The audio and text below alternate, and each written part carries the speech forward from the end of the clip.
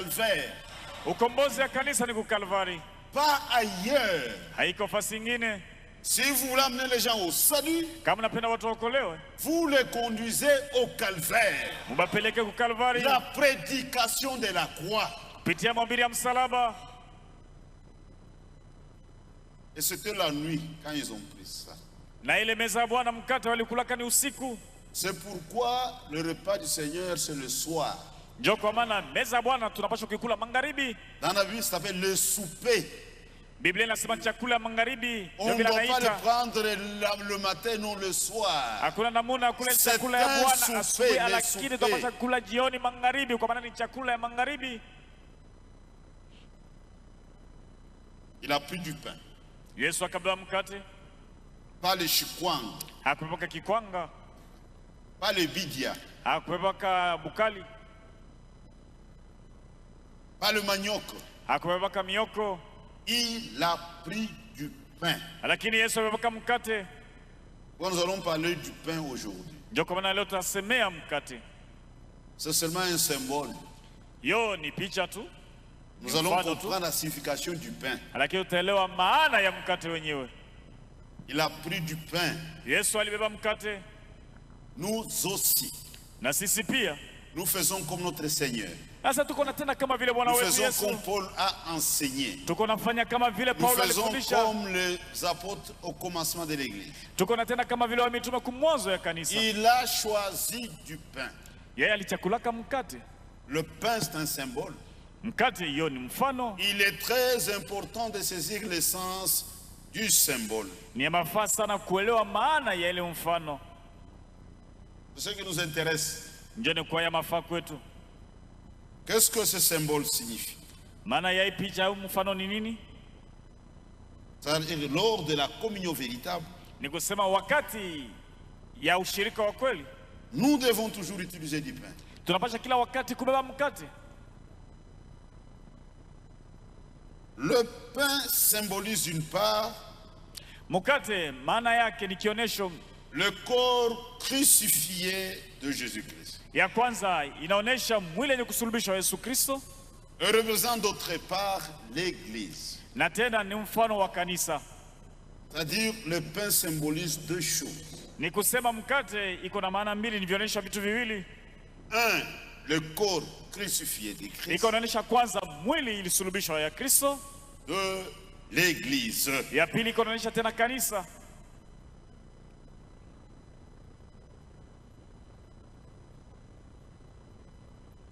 Le pain est fabriqué à partir de la farine de froment. Mkate beko na upiga kupitia unga wa ngano. Pour avoir du froment, c'est le bleu qui passe par le moulin. Juu pate ile bunga, napasha kupata basage ile ngano kumashini. On moudre ça. Manapasha kuisaga ile ngano. Ça passe par le moulin, on doit broyer. Manapasha kusaga ile ngano kumashini. Et on a la farine de blé. Na kisha tunapata ile bunga ya ngano. Et on fait du pain. Na kisha tunatengeneza au kupiga mkate. Il ne s'agit pas du pain de maïs. Aina mkate na kutokea kubunga mindi. C'est le pain fabriqué avec la farine de blé. Lakini hii mkate tunapaswa kuipiga na bunga ya ngano. Et quand le Seigneur était sur cette terre, na wakati Bwana alikuwa kingali pa dunia, il a dit, alisema, si les grains de blé qui tombent à terre ne meurent pas, il reste seul. Kama mbegu ya ngano ikianguka mudongo haikufi, itabakia peke yayo. S'il meurt, na kama inakufa, il portera beaucoup de fruits. Itatoa matunda mengi. Le corps crucifié de Christ. Mwili yenye kusulubishwa Yesu Kristo. Il s'agit de ses souffrances. Inaonesha mateso yake. De son agonie. Hii mkate inaonesha ile taabu alipata. De sa mort. Mkate inaonesha kufa kwa Yesu. C'est ce qu'on appelle l'évangile. Inaitwa injili, ndio injili yenyewe. L'évangile parle de souffrance de Christ. Injili iko nasemea mateso ya Kristo. De son agonie, de sa mort. C'est ça l'évangile. Kuzimia na kufa kwake, ndio injili. Et nous devons prêcher l'évangile. Na sisi tunapaswa kuhubiri injili.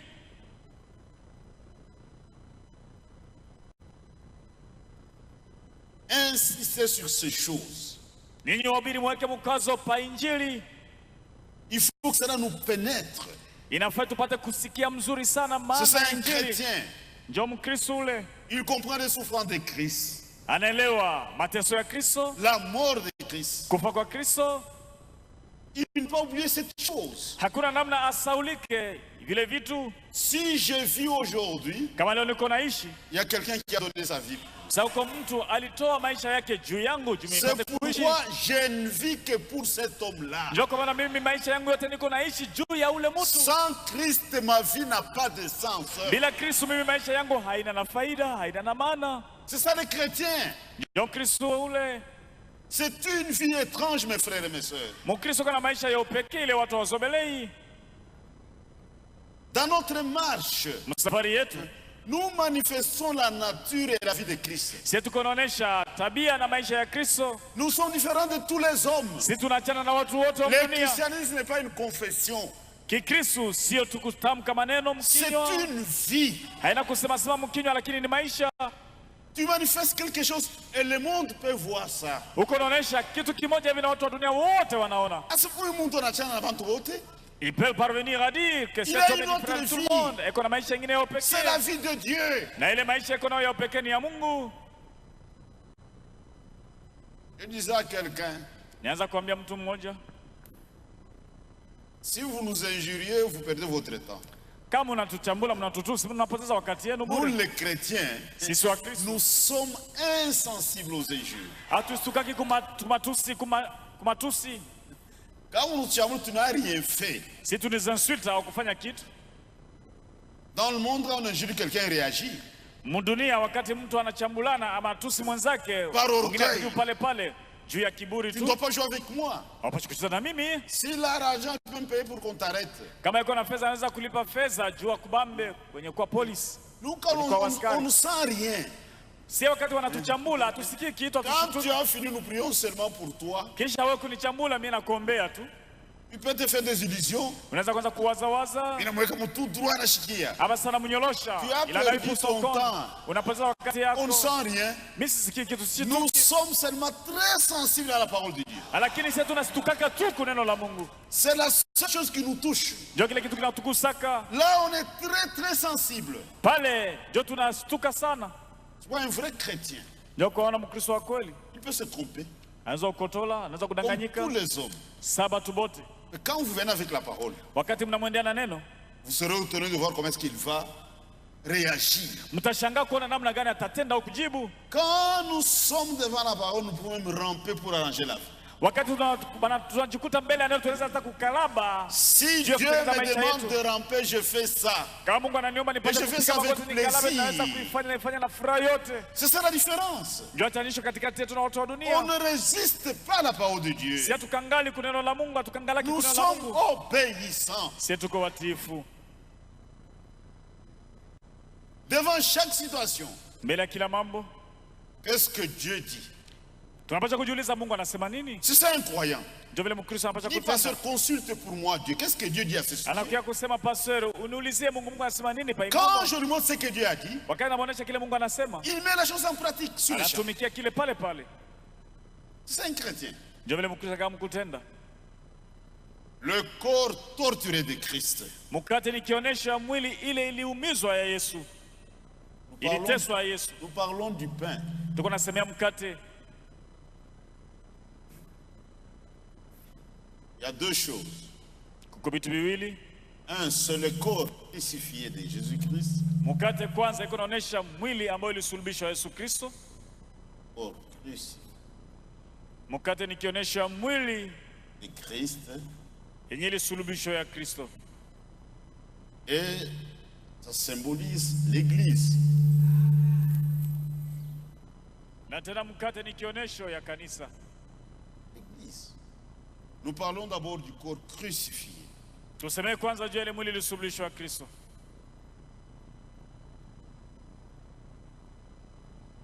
Ce corps a été battu, martyrisé. Hii mwili walipiga fimbo, walisulubisha, Mais n'a pas été brisé. lakini haikuvunjwa, haikuvunjika. Il a été battu, balipiga fimbo, mijereti, martyrisé. balitesa sana. J'ai déjà vu un film sur mise en scène.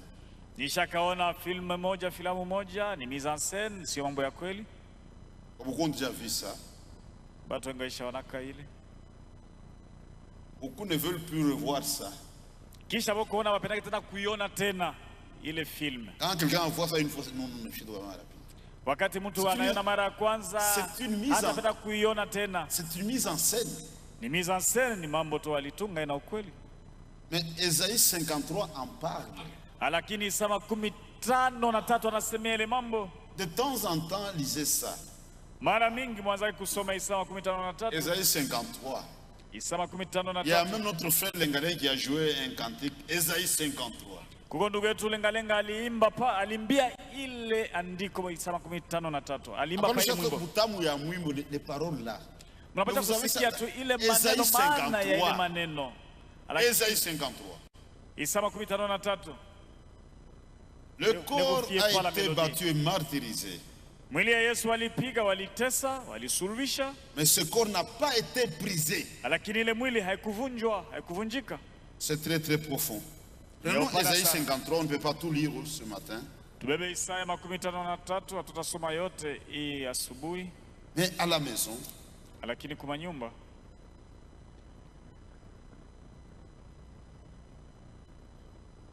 ça il faut lire chaque jour, c'est. Comme tu as Ésaïe 53. Tawacha kwa kusoma andiko kila siku wakati tunalamuka Isaya 53. Mais ici nous prenons le verset 4 à 6. Lakini tubebe mstari wake wa 4 mpaka wa 6. Cependant, ce sont nos souffrances qu'il a portées. Japo ni mateso yetu alibeba.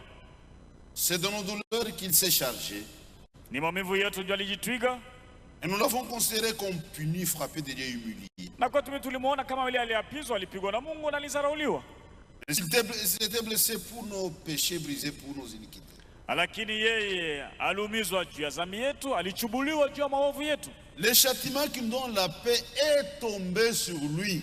Malipizi yenye kutuletea sisi salama ilimwangukia yeye.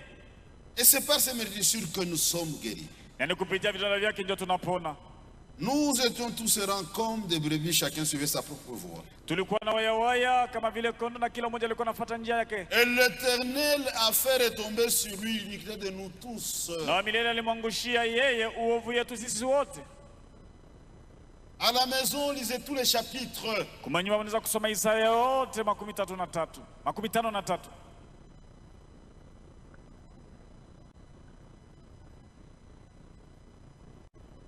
Dans le jardin de Gethsémani, kule shamba Gethsemani, on lui a présenté la coupe. Bakamletea kikombe.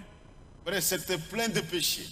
Ilijaa na mazambi. Le péché du monde entier. Ilikuwa ni kujaa na zambi ya watu wa dunia mzima. Mes péchés, tes péchés, vos péchés, nos péchés. Zambi yenu, zambi yetu, c'était plein dans la coupe. Prennent ça. Walimpatisha kunywe. Dit Père, Yesu akasema Baba, s'il était possible de loin ce kama ingeliwezekana upate kuepusha uendesha kikombe mbali nami. Toutefois que ta volonté se fasse. Ila tu mapenzi yako ifanyike. Il s'est incliné devant la volonté de Dieu. Yeye alitii mapenzi ya Mungu. Quand il a pris ça, wakati alikunywa kile kikombe, Dieu ne se mélange pas au péché. Mungu haikaki kujichanga kuzambi. L'esprit quitté. Roho ikatoka. Dit Père, akasema Baba, pourquoi m'as-tu abandonné? Kwa nini umeniacha? Je ne peux pas supporter ça. Roho haiwezi kuvumilia zambi. Et Jésus est devenu péché, pas pécheur. Yesu alikuya zambi, lakini hakuwa mtenda zambi. C'est ce que la Bible enseigne. Ndio kile Biblia inafundisha. Il était devenu péché. Yesu alikuya zambi, lakini hakuwa mtenda zambi. Alibeba zambi. Tes péchés, mes péchés, le péché du monde entier. Alibeba zambi yako, zambi yangu, zambi ya watu wa dunia mzima. Les péchés du monde entier. Zambi ya watu wa dunia mzima. Il y a un type dans la marque des enfants d'Israël. Kuko mfano mmoja msafari juu ya safari watoto wa Israeli. Dans leur marche, quelque part, ils ont manqué l'eau. Msafari hao walikosa maji wakati walifika fasi fulani. Et ils étaient au désert. Na walikuwa kani mjangwa. Et si vous ne comprenez pas, parce que vous n'avez jamais vu ce qu'un désert représente. Pengine jua amuelewi jangwa ni jua muyaonaka jangwa. Il n'y a pas le moindre ombrage, il n'y a rien. Il n'y a rien. C'est grave, frère. Mjangwa mwikalaki kimvuli, hamuna kitu, hamuna muti, ni hatari. Ils ont crié, nous allons mourir. Watoto wa Israeli wakaanza kulalamika wakilialia, sasa tutakufa. Dieu dit à Moïse, et Moïse dit à Dieu, Musa akamwambia Mungu, Seigneur, un peu de temps, il me lapide. Elle était grave. Kuna bakia tu dakika kidogo atanipiga mawe kama na Moïse a vu le danger, vous me lapidez. Musa aliona kasa hatari ilikuwa namngojea, watanipiga mawe Bwana. Lapider un homme de Dieu. Kupiga mawe mtumishi wa Mungu. C'était grave. Ilikuwa ni mbaya sana ya hatari. Il méritait le jugement. Alipaswa kuhukumiwa. Dieu dit à Moïse, ça va. Mungu akamwambia Musa, il y a un rocher quelque part. Kuko mwamba fasi moja. Moi, je vais aller me tenir sur le rocher. Wewe ndio usimama mwamba? Toi, tu as le bâton de jugement. Wewe uko na ile bakora ya hukumu. Avec ce bâton, tu as jugé le pays d'Égypte. Na ile bakora suli hukumu taifa watu wa Misri. Un jugement doit tomber sur le peuple. Hukumu, watu wanapaswa kupokea hukumu. Moi, je le prends. Mimi naibeba. Je mettais sur le rocher. Mimi nasimama tu viens me frapper là-bas. Sasa ukuja kupiga. Au lieu de frapper les peuples. Pale ya kupiga watu. Quand Moïse a fait ça. Wakati Musa alipiga mwamba. Quand Dieu a pris le jugement du peuple. Wakati Mungu alichukua ile maintenant le rocher sur lequel il se tenait. Sasa pale mwamba alikuwa kupanda donner des eaux. Ile mwamba ikaanza kuvuisha kutoa maji. Frère, nous servons un Dieu de contraste. L'eau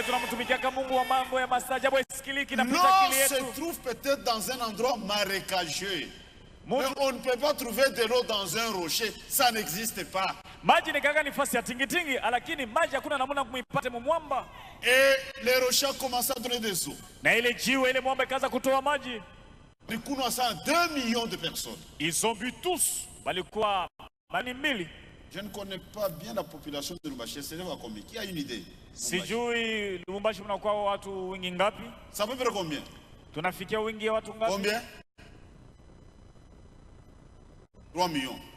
Donc 2000, ça fait la même chose. À peu près la population de Lubumbashi. Lubumbashi tunakuwa kama milioni 3. Tout le monde avait bu à sa soif. Quand tu n'as pas payé la farine de la justice, on vient couper. Wakati akulipa facture ya Regido za toka maji. Mais Israël avait bu gratuitement. Et ils ne se sont jamais repentis. Na bayatubuaka abakutubu. Kufika na leo habajatubu. Ils avaient bu gratuitement. Pendant 40 ans. La Bible dit. Ce rocher qui le suivait, c'était Christ. Mais eux ne connaissaient pas Christ. Paul par révélation. Il est rocher, il est. Il dit ce rocher-là. C'était Christ. Jésus-Christ, il est le même. Hier, aujourd'hui et pour toujours.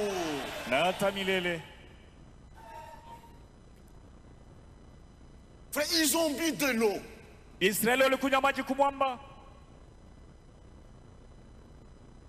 Ce rocher était Christ. Il a pris le jugement du peuple. Et au bois du calvaire, Dieu a frappé son fils. Il a déchiré son fils. Et la vie est sortie. Quiconque veut, même ce matin, ça dépend de vous. C'est celui qui veut qu'il vienne. Et qu'il prenne gratuitement. Sans prix, sans argent. Il n'y a pas un prix à payer. Dieu vous donne le salut.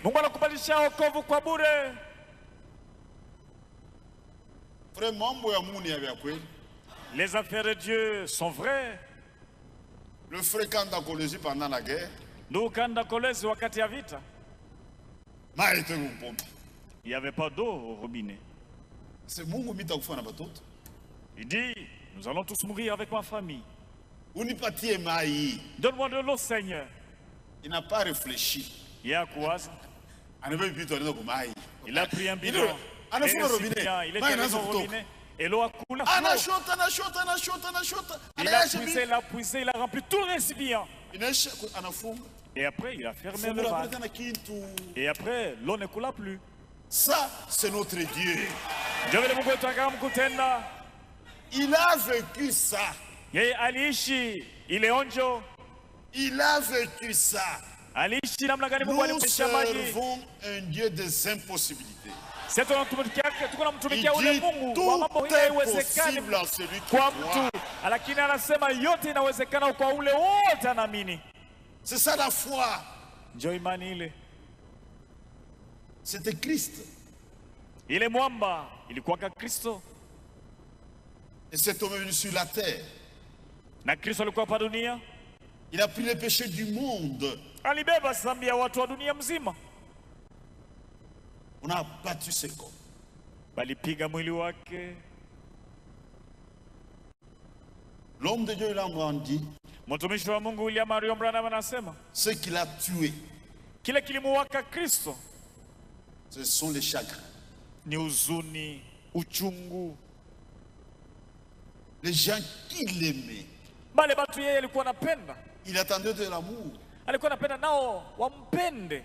C'est ce qu'ils ont fait. Asamone pali abokumpenda. Ce sont les chagrins qui ont tué Christ. Ni huzuni ndio ilimuua Kristo. Ils cherchent des hommes et des femmes capables de l'aimer. Na leo kuna tafuta wanaume na wanawake wale wanaweza kumpenda. Si vous m'aimez, gardez mes commandements. Yesu anasema kama mnanipenda mchunge amri zangu. Venir à l'église c'est très bien. Kwa kukanisa ni tendo nzuri. Nous apprécions cela. Tunatapa, tunasifu ile tendo. On doit aller plus loin. Lakini tunapaswa kwenda zaidi ya ile. Si vous venez et vous ne gardez pas la parole de Dieu, kama unakuja kwa kanisa na mchunge neno la Mungu, vous n'avez rien fait. Kama kufanya kitu. Gardez la parole. Mchunge neno la Mungu. Ici c'est un centre d'entraînement. Hapa ni fasi kuna mizobelesha mazoezi. Quand vous retournez à la cité, kama narudia kwenu nyumbani, vivez maintenant la parole. Muanze sasa kutumikia neno la Mungu na kuliishi. Et la parole quand il y a un test, un examen. Mungu wanaliishi ni wakati kuko kipimo, mtihani, jaribu. Dieu permet certaines choses pour tester notre foi. Dieu permet ça. Juu ya kupima imani yetu. Mungu anaruhusu mambo yetufikie. Dieu peut permettre qu'on puisse t'humilier. Mungu anaweza kuruhusu wa kudharau. Peut-être en public. Pengine mbele ya watu wote hadharani. Wanaanza kukuchambula na kuchambula pale. Watu wanaelewana. Comment est-ce que tu vas réagir? Mungu anangojea sasa wote asema nini? Utafanyaje? Oreya na kuingilia na wanaanza kuchambulana. Wewe kiburi kinakuingia tu commence à répliquer par les injures. Nikisha unashindwa ile kipimo ile mtihani. Satan peut entrer même dans le mari. Shetani anaweza kuingia hata ndani ya bwana yako. Même dans la femme. Hata ndani ya bibi. Même dans les enfants. Hata ndani ya watoto. Même dans les voisins. Hata ndani ya jirani. Hata chef yako wa kazi. Hata ndani ya mkuu wako wa kazi. Anakuhimilia tu ya bibaya. Il t'humilie jusqu'à la pudeur. Maintenant tu réagis comme le monde, tu as échoué. Sasa kama naona tendo unamjibia kama vile watu wa dunia, ni kusema unashindwa ile test, ile kipimo, ile jaribu. Nous sommes des chrétiens. Sisi tuko wa Kristo. Quand une situation arrive, wakati mambo yanatufikia, est-ce que j'ai glorifié Dieu dans cette situation? Unapaswa kujiuliza, je, namtukuza Mungu mwi mambo yananifikia? Nous portons la responsabilité de glorifier Dieu. Sisi mzito tunabeba ni ya kumtukuza tu Mungu. C'est bien de glorifier Dieu par les cantiques. Ni mzuri kumtukuza Mungu wakati unaimba nyimbo. Mais Dieu aime que vous le fassiez par la vie. Ila Mungu anapenda umtukuze kupitia maisha yako unaishi. Pas seulement par le cantique, par la vie. Hapendi tu umtukuze kupitia nyimbo, lakini kupitia maisha yako. Bana kuchambula. On t'insulte. Bana chambula. Bana chambula. On t'insulte. Ura kuchambula. Non, c'est mon frère, pardonne-moi. Jusqu'à ce que celui qui t'a injurié te dise, frère, je ne savais pas que cela allait te déranger. Mais ce qu'on a joué, c'est ma matusi yangu si je le savais, ningelijua. Je ne l'aurais pas fait. Singekutusi, singekuchambula, pardonne-moi. Lui-même va commencer, va s'étonner. Avec tout ça, il demande pardon. Le monde, c'est quoi? Tu dois retirer tes paroles.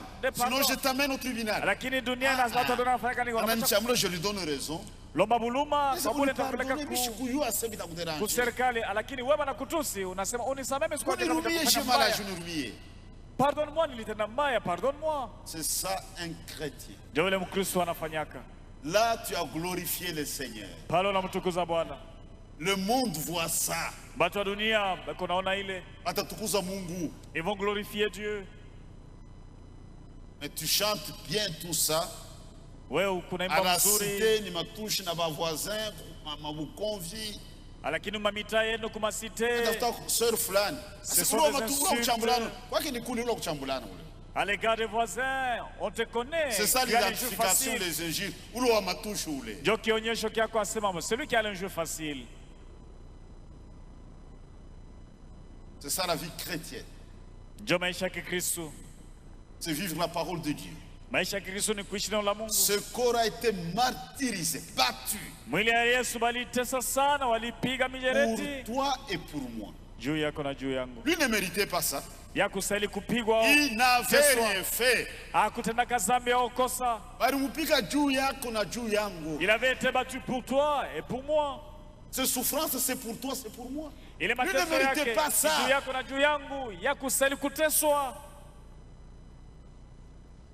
Et il est monté à la croix du Calvaire pour être crucifié. Frère, j'ai vu ce film, c'est pas. Tu n'allais pas le regarder deux fois.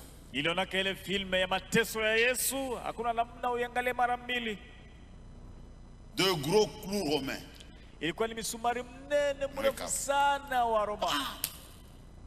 Anaweka dans la paume des mains. Suspendu. Quelle souffrance. Mateso ya ajabu sana.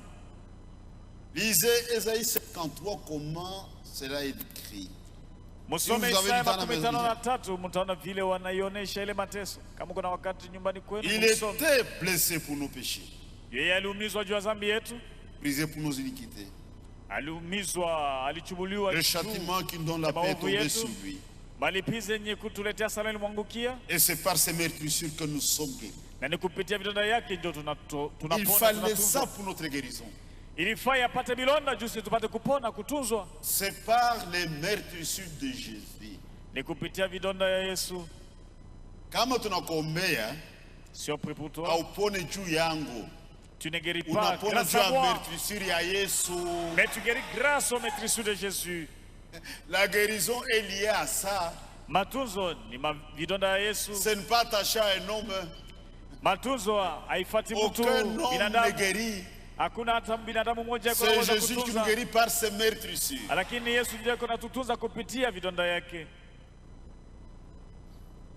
C'est pourquoi le salut de l'âme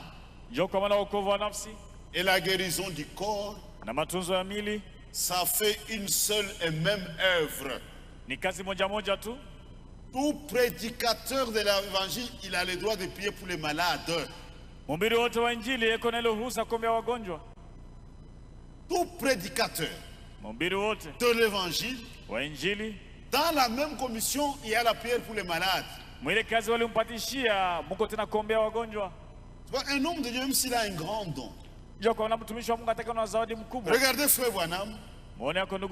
Il priait. Et dans la plupart des cas, il associait des prédicateurs. Venez prier avec moi. Ça fait une seule et même commission. Mais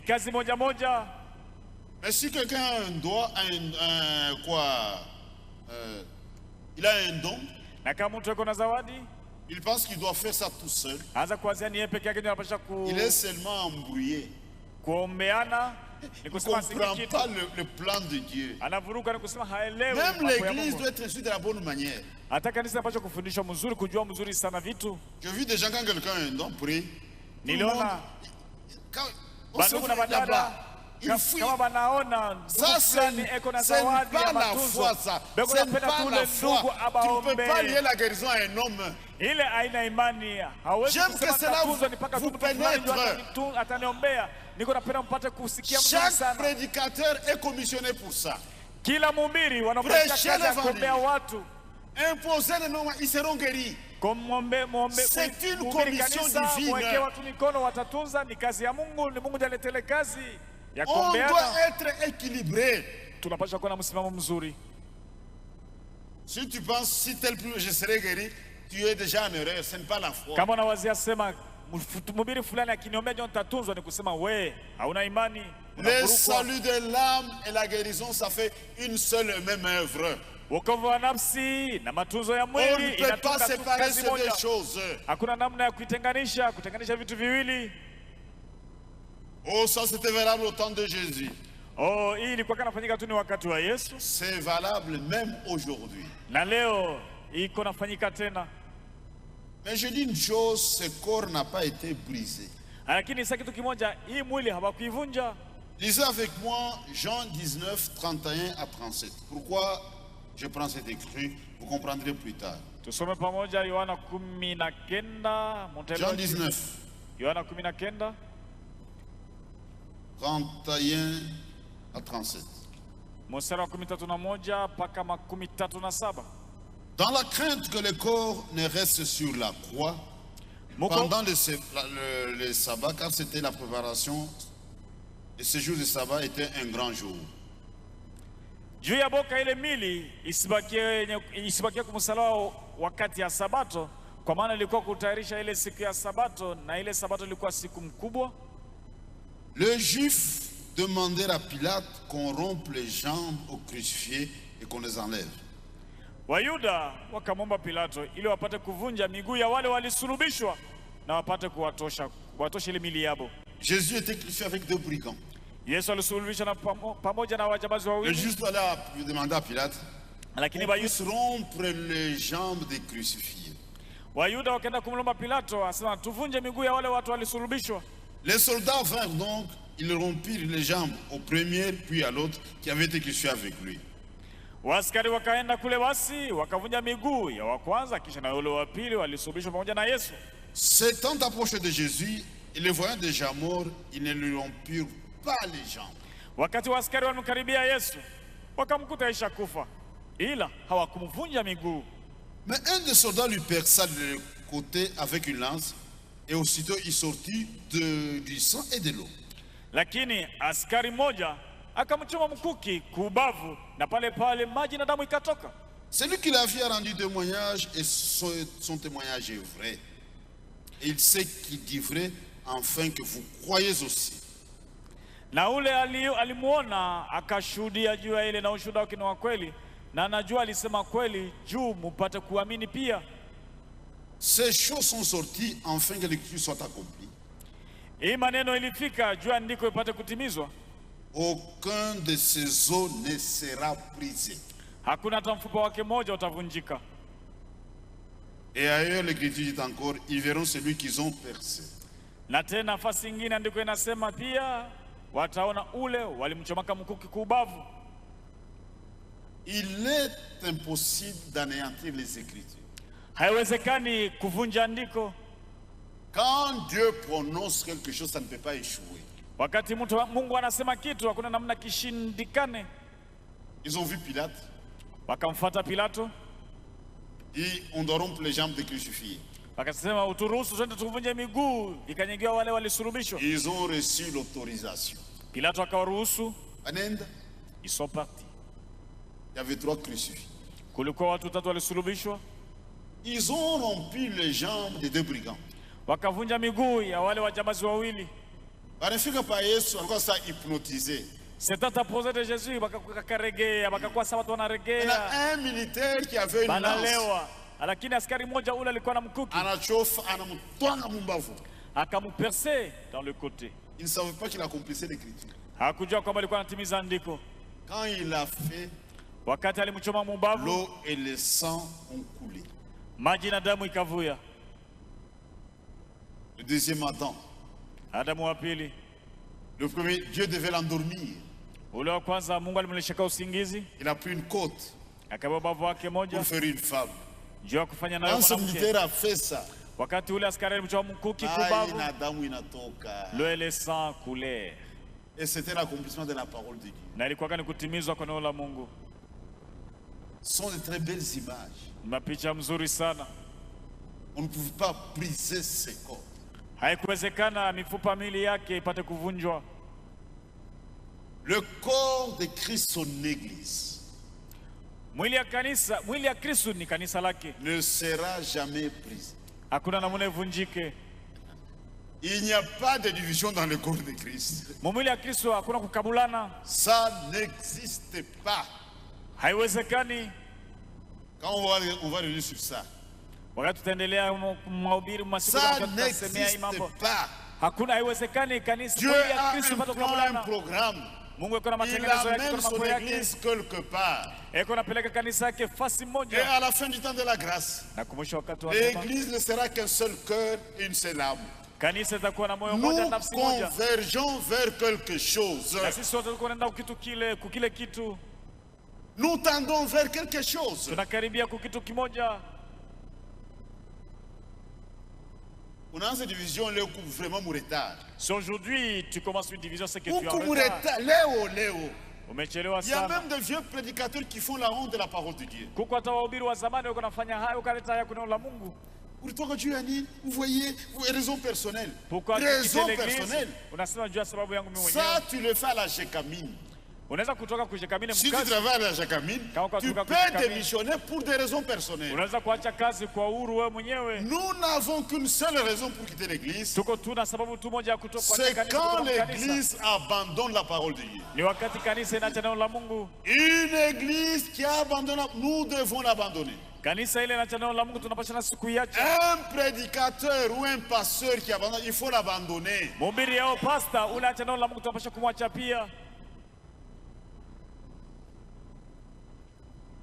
La souffrance de Christ.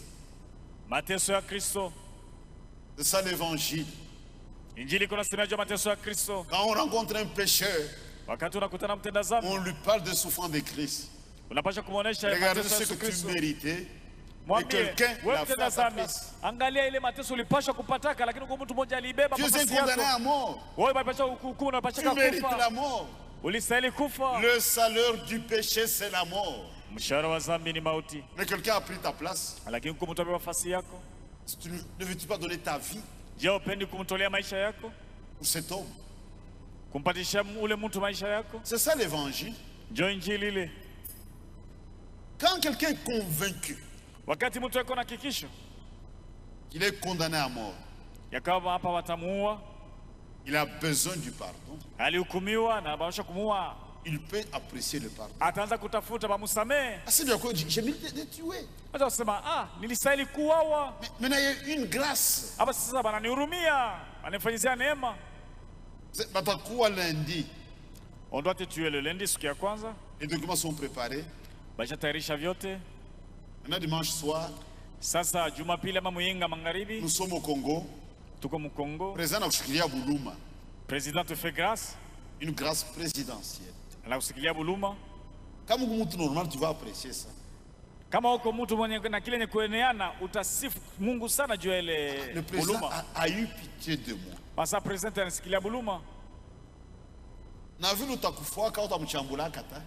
Jusqu'à ta mort, tu n'auras jamais injurié le président. Si j'ai vu ces grâces au président, asaka niko naishi leo ni juu ya président. J'ai mérité la mort. Nipasha kufa zamani. Alishia tu buluma. Mais m'a fait grâce. Ce que Jésus a fait avec nous. Quand nous vivons pour Jésus,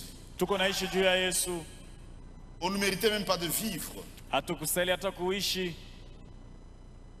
Et il a pris ça dans son corps. Dans un corps de chair. C'est un grand mystère. Personne ne pouvait le faire. C'est pourquoi Dieu est venu lui-même. Dans l'homme Jésus. Jésus, c'est Jéhovah sous forme d'un homme. Le Jéhovah de l'Ancien Testament, c'est Jésus dans le Nouveau Testament. Jésus en hébreu c'est Yahshua. Ce qui signifie Jéhovah Sauveur. C'est ça le nom de Jésus. Yahshua. C'est-à-dire Jéhovah Sauveur. C'est ça Jésus. Il a pris notre place. Maintenant, écoutez les déclarations de Jésus. Sasa musikie maneno ya matangazo ya Yesu. Prenons Jean 6. Tusome Yohana 6. Le verset 47 à 59, vous lirez ça à la maison. Mstari wa 47 mpaka 49 mtaendelea kusoma kunyumba. Ici nous allons prendre quelques versets. Jean 6. Yohana 6. Puis le verset 47. Tuanzie mstari wa 47. En vérité, je vous le dis, celui qui croit en moi a la vie éternelle. Kweli nawaambia, ule wote ananiamini mimi eko na uzima wa milele. Je suis le pain de vie. Mimi ni mkate wa uzima. Il s'identifie au pain. Anajifananisha kumkate. Je suis le pain de vie. Mimi ni mkate wa uzima. Vos pères ont mangé la manne dans le désert, ils sont morts. Baba zenu walikula mana mujanga, walishakufa. C'est ici le pain qui descend du ciel. Hii yenye kuwa hapa ndio mkate ulitoka kwa Mungu. Afin que celui qui en mange ne meure point. Na ukashuka ili ule wote atakula mkate asife. Je suis le pain vivant qui est descendu du ciel. Si quelqu'un mange de ce pain, il vivra éternellement. Et le pain que je donnerai, c'est ma chair. Je donnerai pour la vie du monde. Là-dessus, les Juifs discutaient entre eux, disant, comment peut-il nous donner sa chair à manger? Jésus leur dit, en vérité, je vous l'ai dit, si vous mangez la chair du Fils de l'homme, et si vous buvez son sang, vous n'avez point la vie en vous-même. Celui qui mange ma chair et qui boit mon sang a la vie éternelle, et je l'ai ressuscité au dernier jour. Car ma chair est vraiment une nourriture, et mon sang est vraiment un breuvage. Celui qui mange ma chair et qui boit mon sang demeure en moi, et je demeure en lui. Comme le Père, quand il a fait ce discours, frère, c'était fort, c'était dur. Aujourd'hui, on est habitué à ces écritures. Mais ce qu'il avait entendu à l'époque, ce n'était pas facile. Il n'a pas expliqué. Vous devez manger ma chair. Vous devez boire mon sang. Il pouvait réagir. Il dit, tu as contredit Moïse. Moïse nous a défendu de manger la chair humaine et de boire le sang humain. Ça, c'est la doctrine des cannibales. Il pouvait quitter.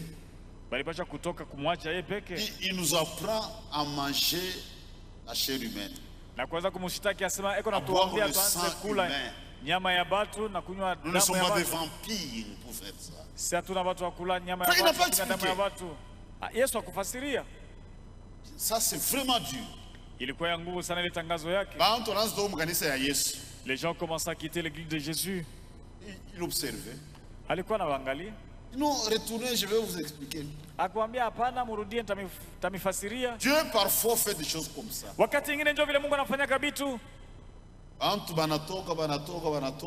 Les gens sont sortis. Ils se tournent vers les petits groupes.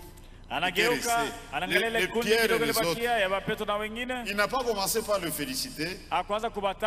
Vous êtes bien. Un langage dur. Pierre le croyant. Tutenda kwa nani? Nous savons que toi tu as les paroles de vie. Même si on n'a pas compris, ce sont des paroles de vie. C'est ça les croyants. Nous croyons la parole de Dieu. La foi, ce n'est pas le raisonnement. Imani na mafikiri. Et ils sont restés avec Jésus. Nelo kundi kidogo libakia na Yesu, ikabaki na Yesu. Même si tu n'as pas compris, reste avec Jésus. Neno fulani bakia tu na Yesu. Kwa wakati moja itafika. Utaelewa. Je suis le pain de vie. Mimi ni mkate wa uzima.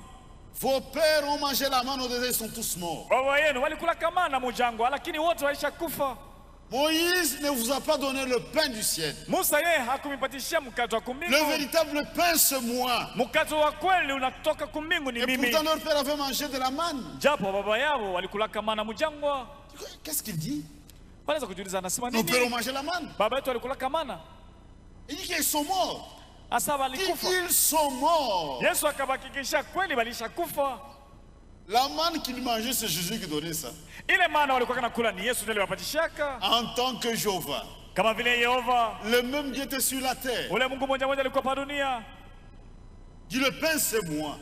Anamwambia mkate ni mimi. Le pain descendu du ciel. Mkate ule ulishuka toka mbingu. On connaissait sa mère. Et les gens appelaient Joseph son père. Mais ces garçons, qu'est-ce qu'ils veulent nous dire? Nous connaissons son père, sa mère, ses frères. Mais qu'est-ce qu'il est en train de dire? Frère, c'était fort. Vous devez manger ma chair. Vous devez boire mon sang. Les gens ont commencé à les quitter. Même si tu ne comprends pas, reste avec Jésus. Même si tu n'as pas compris, reste avec Jésus. Tu as la parole de vie.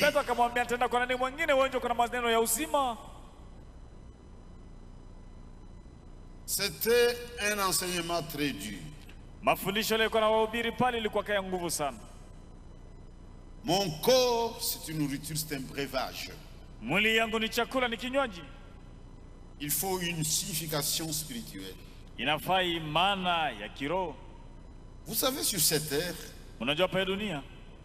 il n'y a aucun cri qui puisse égaler le cri de la faim et de la soif. Hakuna hata kilio kimoja kinaweza kulingana na kilio ya kukosa maji, ya kiu na ya njaa. Naturel.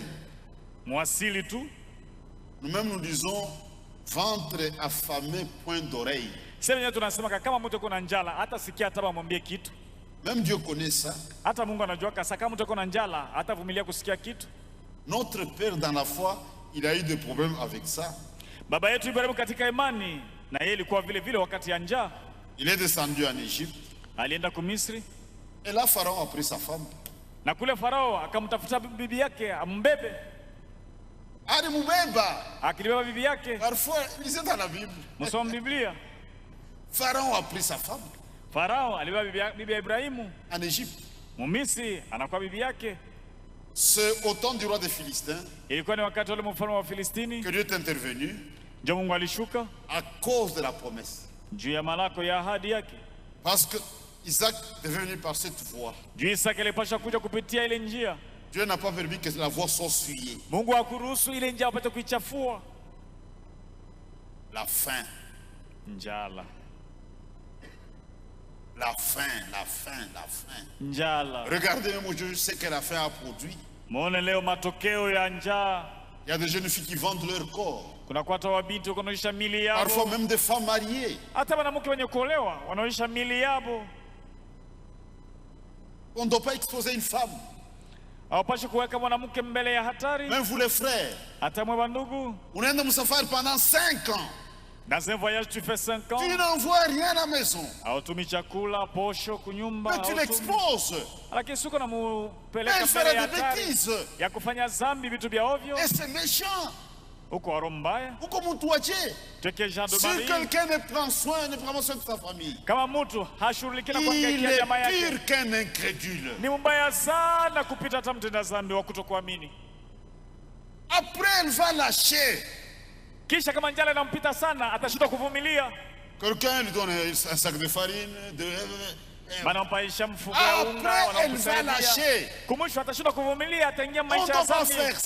Hatupashi kuwa na roho mbaya. Il faut le minimum. Kuangaikia majamaa yetu tunapaswa kupasaidia na ile tunaweza kuwapatishia. C'est très très important. Ni mafaa sana. Ça crée beaucoup de problèmes. Njaa iko naleta matatizo mingi. Même les gens qui vont en Europe. Hata watu wale kuna kutoka Afrika kwenda Afrique. N'est-ce pas, ils ont fui la faim. On doit faire attention. Mais faites attention à ça. Quand Jésus est venu sur cette terre, regardez, quand Satan est allé vers lui, il lui a proposé, si tu as faim, si tu es fils de Dieu, change ses pères en pain et tu les manges. Moi, Satan, je n'ai pas faim.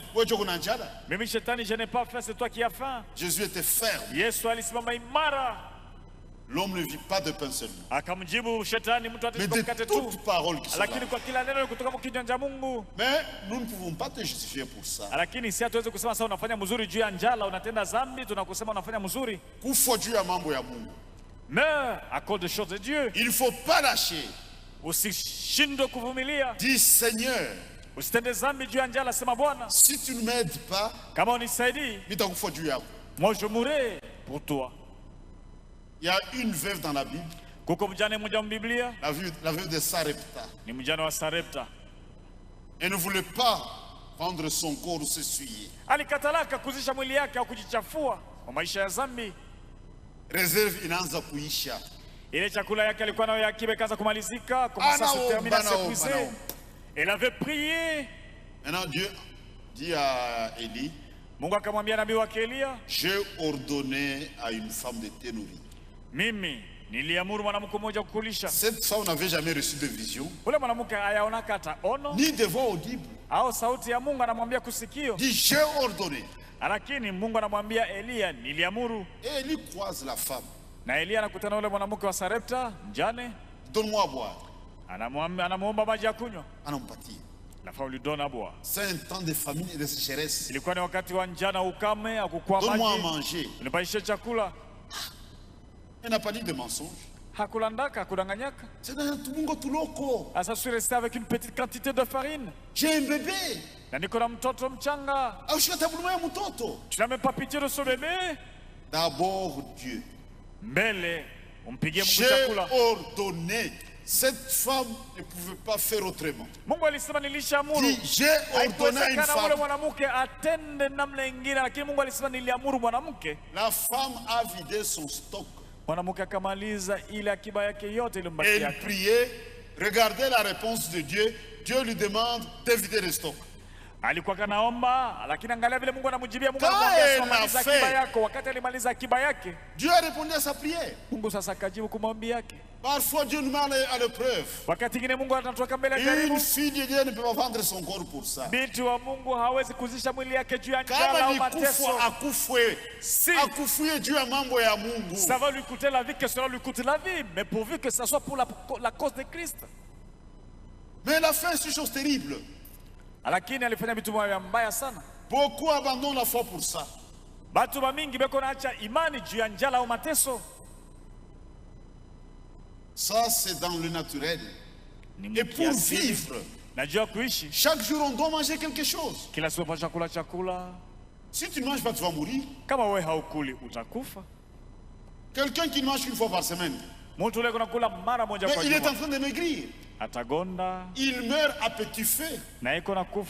Il finira par mourir. On doit manger chaque jour charnellement. Si on a des moyens, le matin c'est le petit déjeuner.